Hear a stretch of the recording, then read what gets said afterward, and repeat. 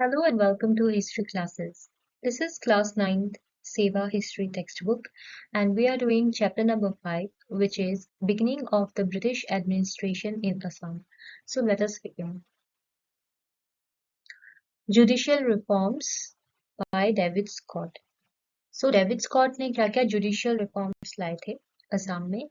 David Scott was in charge of vast administrative unit in Brahmaputra Valley. So panchayats were formed to solve petty criminal cases. So village level पे एकदम lowest level पे पंचायत को ये जिम्मेदारी दी गई थी कि दैट दे सॉल्व द पेटी क्रिमिनल केसेस, छोटे मोटे केसेस जैसे कि चोरी के वगैरह वगैरह. तो जो मोर इम्पोर्टेंट केसेस थे it was tried by it was solved by assistance of the commissioner with the help of panchayats. And अगर जैसे कि किसी को कन्विक्ट कर दिया गया और वो कन्विक्शन के लिए अपील करना चाहता है तो हायर अथॉरिटी जिसके लिए वापस वो अपील कर सकता था जो भी कन्विक्ट है वो था कमिश्नर यानी कि David Scott. Lambodar Borphukan tried civil cases in Upper Assam and criminal cases was tried by junior commissioner. So civil cases related to property rights, marriage, etc. And criminal cases were related to murder, then चोरी करना वगैरह.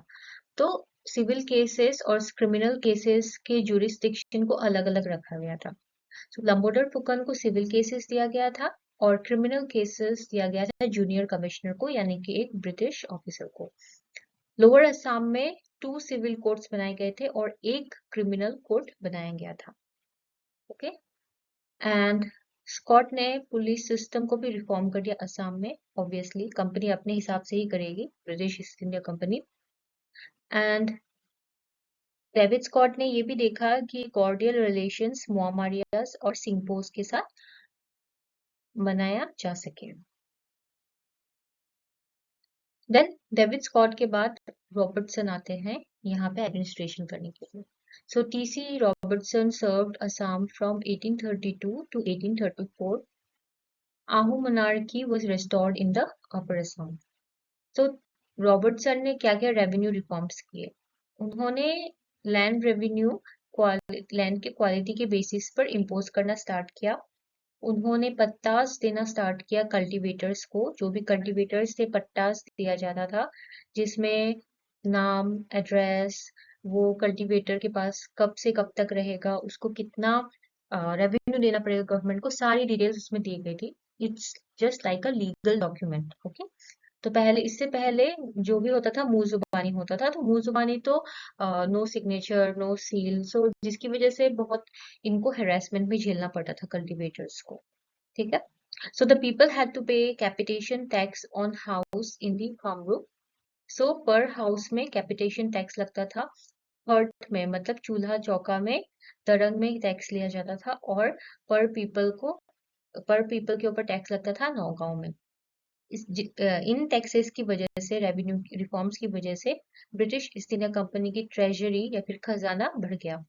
To check collectors of oppressive exactions, Robertson collected details of lands, households, forests, and imposed tax accordingly.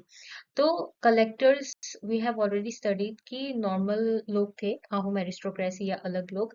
So वो एकदम जबरदस्ती cultivators के ऊपर से tax exact ना करे या फिर कोई भी ऑफिसर इलीगली टैक्स जो है जबरदस्ती एग्जैक्ट ना करे कोई भी लोगों से.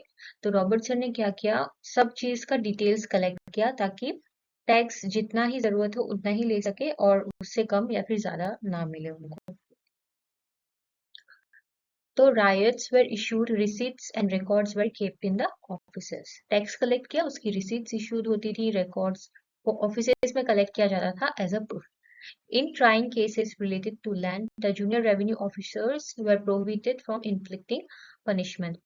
So अगर लैंड से रिलेटेड अगर केस होता था और जूनियर रेवेन्यू ऑफिसर के पास जाता था, उनको कोई भी पनिशमेंट, कोई भी एकदम सीवियर पनिशमेंट देने से प्रोहिबिट किया गया था. ओके. तो रॉबर्टसन का रेवेन्यू रिफॉर्म्स जो भी था वो बोला जाता है it was beneficial to the common man. Okay. Then उनका एडमिनिस्ट्रेटिव रिफॉर्म्स क्या था?